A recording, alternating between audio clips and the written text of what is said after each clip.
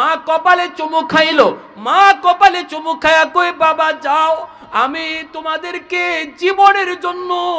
জীবনের জন্য বিদায় দিয়া দিলাম, আমি মার ফিরে পেতে চাই না, নবীর জন্য জীবন দিবা, ইসলামের জন্য জীবন দিবা, কিয়ামতের ময়দানে আমি আল্লাহর কাছে পরিচয় দিব, মালিক তুমি আমারে চিনোনি, কে তুমি?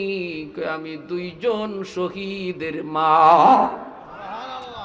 আমি আল্লাহর কাছে পরিচয় দিব, ও মালিক আমি দুইজন শহীদের মা। এই বইলা মা দুনুটা সন্তানকে চুমুকায়া চোখের পানিটা মুইসা মা বিদায় দিয়ে দিল। রে যুবক, আজকে তোমাকে খেলার মাঠ থেকে মসজিদে আনতে পারে না, মসজিদের মুয়াজ্জিন, মসজিদের মিনার থেকে মুয়াজ্জিন তোমাকে ডাকে না, না মুয়াজ্জিন তোমার ডাকে না, ডাকে আল্লাহ। খেলার মাঠে তোমার কানে আওয়াজ যায় আল্লাহু আকবার, আল্লাহু আকবার, কিন্তু আল্লাহ পাকের সেই ডাক তোমাকে খেলার মাঠ থেকে মসজিদে আনতে পারে না। কিয়ামতের ময়দানে ওই মুআজ মুআওয়াদের সামনে কেমনে মুখ দেখাবা?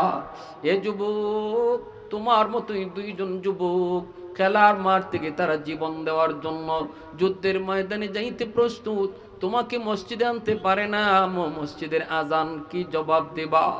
ওই দুই ভাই চলছে আল্লাহর নবীর কাছে আইসা হাজির, মসজিদে নববীর সামনেই মায়ার নবী ঘোষণা দিয়ে দিলেন।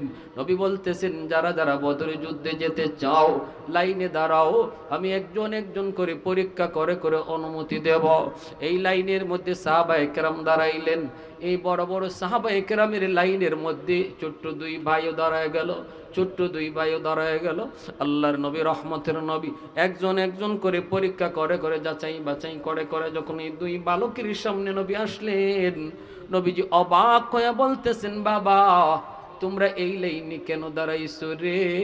এটা তো খেলার মাঠে যাবার কোনো লাইন নয়, এটা জিহাদের ময়দানে যাবার লাইন, কেন তোমরা এই জায়গায় দাঁড়াইছো? সাথে সাথে দুই ভাই কয় নবী গো আমরা জানি জানি এটা যুদ্ধে যাবার লাইন। আল্লাহর নবী কয় বাবা কও কি জানার পরও লাইনে দাঁড়াইছো? বলে হ্যাঁ। রাসূল কয় তোমরা ছোট মানুষ যুদ্ধে যায় কি করবা? যুদ্ধর ময়দান বড় খতরনাক বিপজ্জনক, হয় দুশ্মনের কল্লা কাটতে হয় নতুবা নিজের কল্লা দিতে হয়। সাথে সাথে দুই ভাই নবীকে জড়ায় ধরে কই নবী গো আমাদের বাবা নাই, আমরা এতিম, আমাদের কোনো বড় ভাইও নাই, আমরা ছিলাম খেলার মাঠে খেলায় মগ্ন, আওয়াজ পেয়েছি আপনি যুদ্ধে যাবেন, দৌড়ে বাড়িতে গেলাম, মার কাছ থেকে বিদায় নিলাম, মাও আমাদেরকে বিদায় দিয়ে দিছে গো নবী। আমরা মাকে যে জবাব দিয়েছি এই জবাবটা আপনাকেও দিতে চাই, যদিও আমরা ছোট মানুষ দুশ্মনের কল্লা কাটতে পারবো না, কিন্তু যখন দুশ্মন আপনার দিকে তীর মারবে গো নবী, আমরা দুনো ভাই আপনার সামনে দাঁড়াইয়া ঢাল হয়ে থাকবো, দুশ্মনের তীরগুলা আমাদের কলিজা ছিদ্র হয়ে যাবে, আহ ওহ করব না, তবু আমার মায়ার নবীর গায়ে তীর লাগতে দিব না। আল্লাহ নবীর চোখ থেকে দর দর করে পানি পড়ে যুবক, নবীজির চোখ থেকে পানি ঝরে, আর নবী হাত উঠে কান্দে আর কই আসমানের মালিক মদিনার দুইটা শিশু কি কয় তুমি একটু শুনো। ও আসমানের মালিক মদিনার দুইটা বাচ্চা কি কয় তুমি শুনো। আমি মদিনার মানুষের উপরে খুশি, তুমি আল্লাহ খুশি হয়ে যাও। আমি মদিনার শিশুদের উপরে খুশি, তুমি আল্লাহ তাদের উপর খুশি হয়ে যাও। এইবার নবী কই বাবা ঠিক আছে আমি তোমাদের উপর খুশি, আল্লাহ তোমাদের উপরে খুশি, কিন্তু মা একা হয়ে যাবে, মার খেদমত করো জিহাদের সমান সওয়াব। যাও বাবা যাও, যায় মায়ের খেদমত করো, বড় হলে পরে আমি নবী তোমাদেরকে যুদ্ধে নেব, আমি কথা দিলাম বড় হলে পরে যুদ্ধে নেব। দুটা ভাই সাথে সাথে আমার নবীর পা মুবারক জড়ায় ধরছে। আল্লাহু আকবার। না গো নবী ফিরত দিয়েন না, কারণ আমাদের মা আমাদেরকে শেষ বিদায় দিয়া দিছে, আর ফিরত চায় না।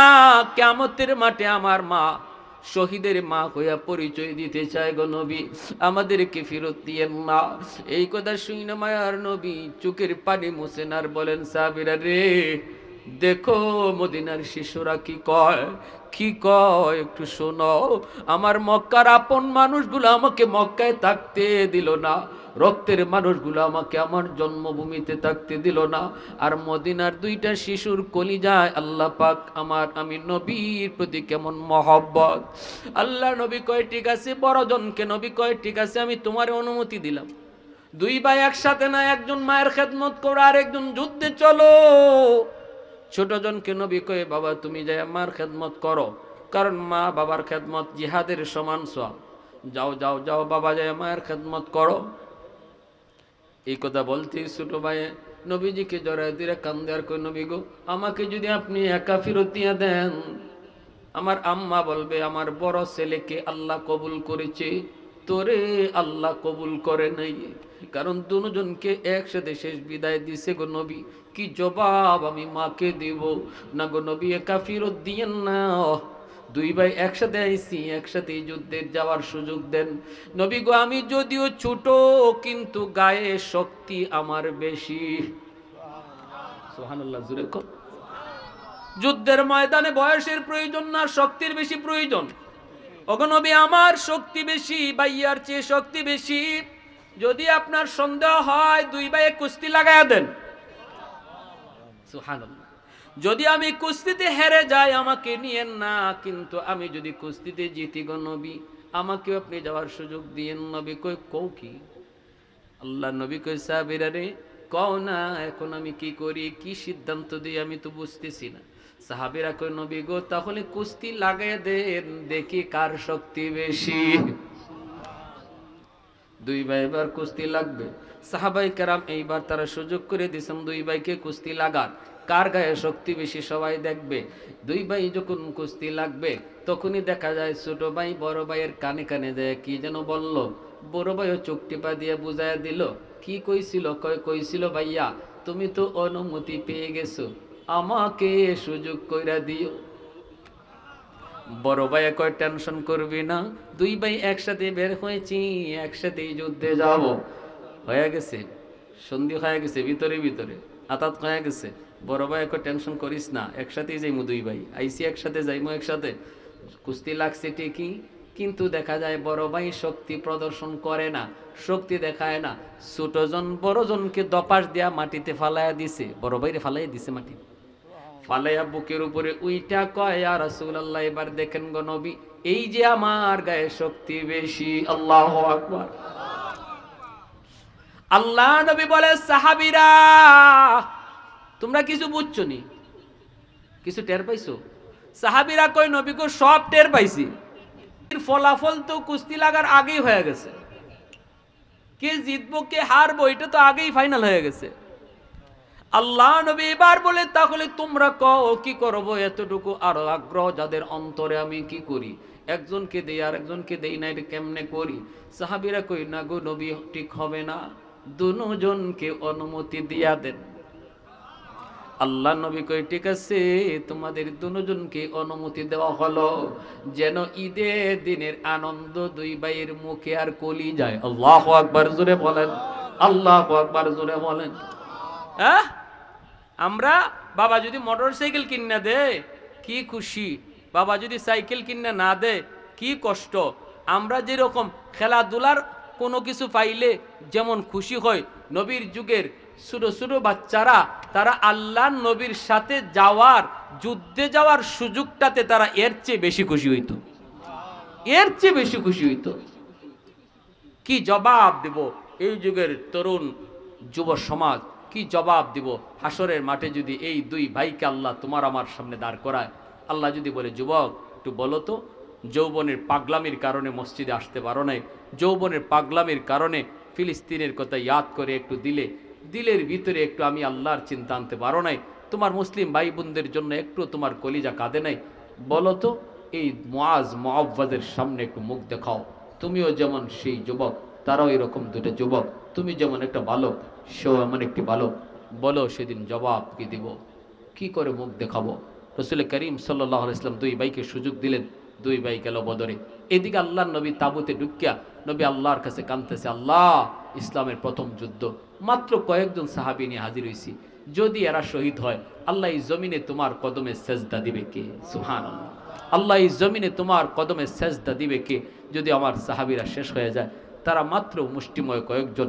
নবী এমন কান্না কাঁদতেছেন আল্লাহর কাছে। 12টার সময় আবু বকর সিদ্দিক তিনি নবীর তাঁবুতে ঢুকবেন, বেলালের পারমিশন নিয়ে ঢুকতে হয়। বেলাল বলেন যান।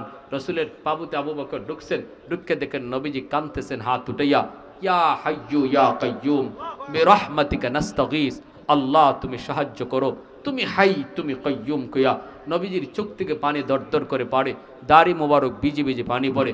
আবু বকর সিদ্দিক বলেন আমি 12টায় ঢুকলাম, দেখি রসুলের হাত উপরে, দাড়ি মোবারক বেয়ে বেয়ে পানি পড়ে। আমি 1 ঘন্টা পরে আবার তাঁবুতে ঢুকলাম, কিছু কথা বলবো, গিয়া দেখি নবী তখনও হাত উপরে উঠেই কাঁদতেছেন। আমি আরও 1 ঘন্টা পরে ঢুকলাম, দেখি রসুলের হাত তখনও এমনি আকাশের দিকে উপরে উঠানো, আর চোখ মোবারক বেয়ে বেয়ে, দাড়ি মোবারক বেয়ে বেয়ে পানি গড়ায় পড়তেছে।